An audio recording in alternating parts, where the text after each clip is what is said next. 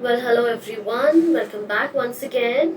तो बढ़ते हैं हमारे आगे के वर्ड्स की तरफ। ऑलरेडी आपने 10 वर्ड्स पी से कर रखा था। हमारे पास Q R S T U V W X Y Z रहता है। सारे के सारे हम कंप्लीट करने वाले हैं एंड देन मे बी हम कुछ यूनिक चीज़ों की तरफ मूव करेंगे। Let's see what we can do. So पहले तो हम पी वाले को पूरा कंप्लीट करते हैं। आई गेस बहुत सारे आपने पी से डिफिकल्ट वर्ड्स ऑलरेडी पढ़ लिए हैं, तो आपको एक्स्ट्रा बर्डन देने का तो कोई सेंस नहीं है यहाँ पे। This is more than enough. I guess कुछ एक वर्ड्स हो सकते हैं और रह जाए, उसके बाद we gonna move to Q. ठीक है, तो क्यू से भी हम सारे वर्ड्स कंप्लीट करेंगे।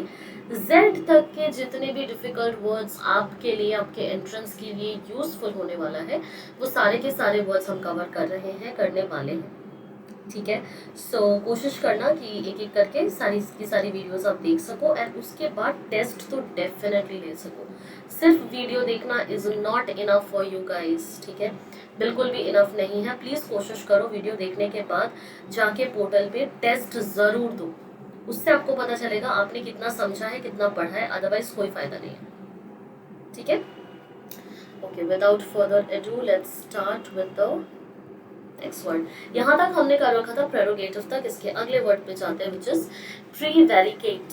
प्रीवेरिकेट इस वर्ड का मतलब होता है बी डेलिबरेटली एम्बिगुअस और अनक्लियर। एम्बिगुअस वर्ड का मतलब ही अनक्लियर होता है। ठीक है, तो डेलिबरेटली जानबूझ के किसी चीज के लिए अनक्लियर होना, कंफ्यूजिंग होना, एम्बिगुअस होना, उसको आप प्रीवेरिकेट कहते हो। Okay, example, tell your story straight and don't conceal out or prevaricate.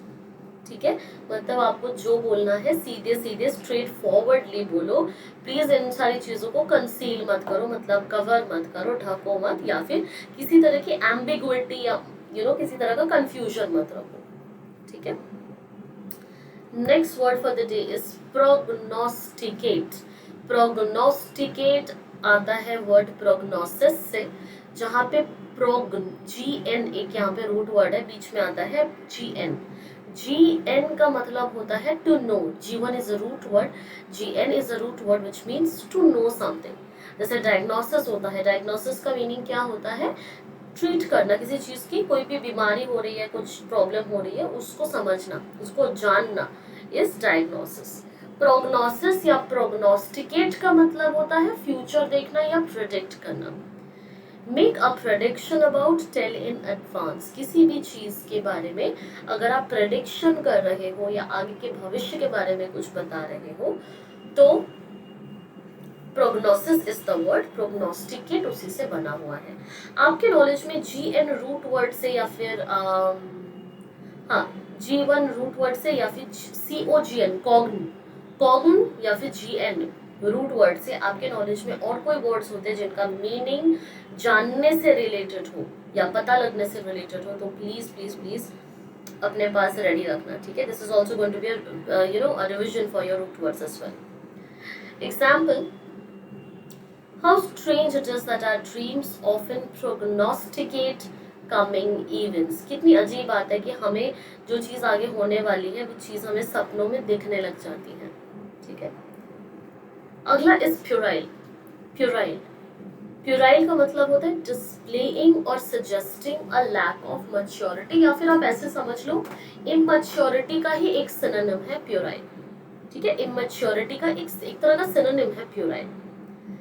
Example, you must take part in the pleasures of children, but never accommodate them with a childish language or with foolish or puerile ways, immature ways basically। ठीक है, तो immaturity का एक अच्छा और बहुत ही तगड़ा word होता है, सिनोनिम होता है puerile, puerility, same thing।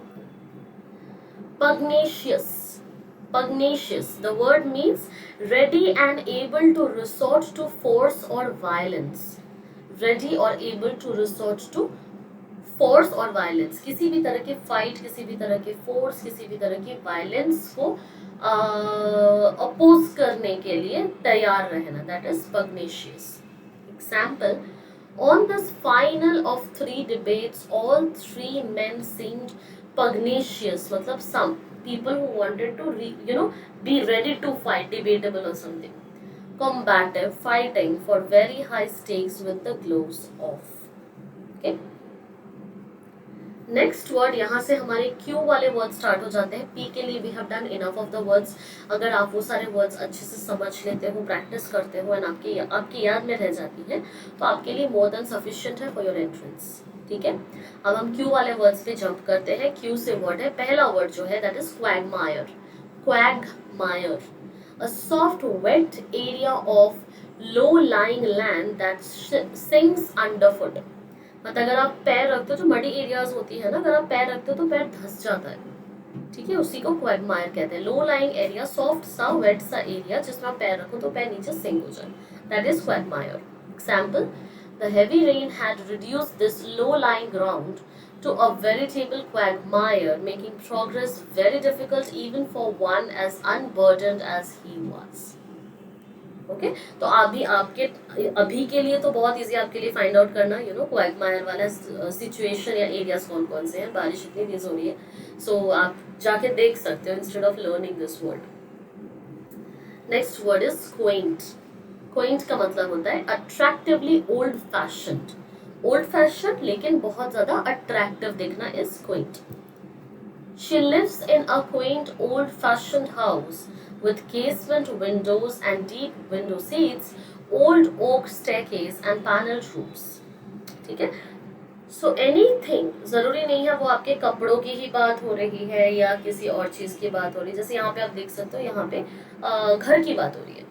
Right, there is a house that has been described. So it can be anything that is very old fashioned or old school or something, yet very attractive or good looking or something. तो उसके लिए आप word use करते हो quaint. Instead of saying आप इसको attractive भी बोल सकते हो, लेकिन attractive is a very common word. जब आप quaint use करते हो तो that becomes more prominent कि old school है या old fashioned है, but फिर भी बहुत ज़्यादा खूबसूरत है या फिर classy है.